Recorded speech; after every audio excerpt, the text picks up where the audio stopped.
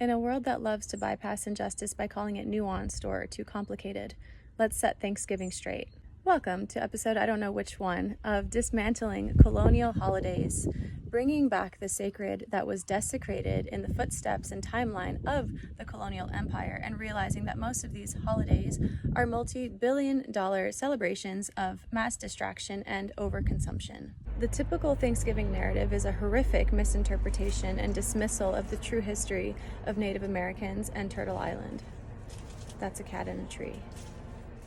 Native people and their ancient traditions are being fetishized and appropriated, while weapons of mass distraction are being engaged by the $10 billion consumerist marketing scheme of Black Friday to commence the biggest shopping season of the year. The romanticized and glorified image of the Thanksgiving feast portrays an image of happy and healthy relations between Native people and their colonizers, while in reality these colonizers had been committing acts of genocide for hundreds of years before this event and continued to do so until basically conquering the entire continent, while in the meantime writing in the history books that it was the indigenous peoples themselves who were so grateful for the guns and the weapons of the colonizers that they were hoping to use against one another. Divide and conquer, classic. My last video of this series was about Columbus Day, and at that point, which was 300 years and something before the first Thanksgiving, over 55 million indigenous people had already been genocided. So for many indigenous people and people practicing spirituality that's truly attuned to the land and the organic blueprint of unity consciousness, this is a day of mourning, a painful reminder of the brutal history of colonization, land theft, and cultural desecration. Since the 70s, there's been a National Day of Mourning protest in Plymouth, Massachusetts.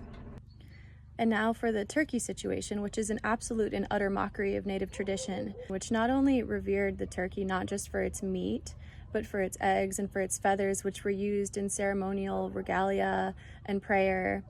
But the animal itself also had spiritual and animal totem symbolism woven within the culture. In the 1900s, when Thanksgiving was campaigned to become a national holiday, the turkey was accessorized and placed as the centerpiece of the table, beginning the commercialization of turkey farming. Not only is factory farming generally and utterly horrific, but is also contributing to the decline of the wild turkey population and therefore the indigenous foodways. I mean, it was a great strategy, since 46 million turkeys are eaten every year on Thanksgiving, which is generating over $100 billion for this industry.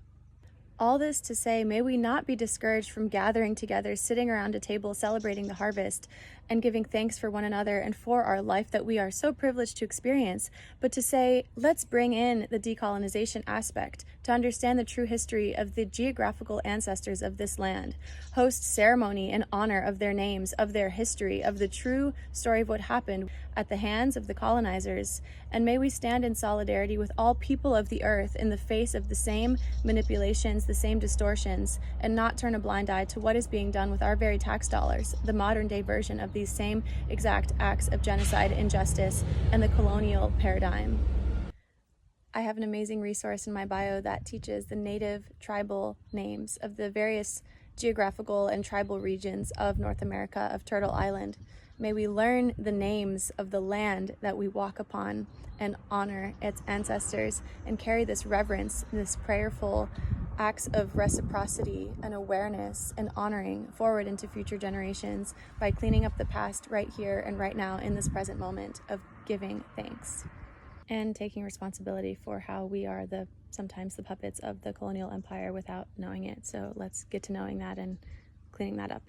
If you have any Native, Indigenous resources or know of any small businesses that we can support and share about, please share in the comments. Oh, and it doesn't even seem like they really ate turkey in that first Thanksgiving.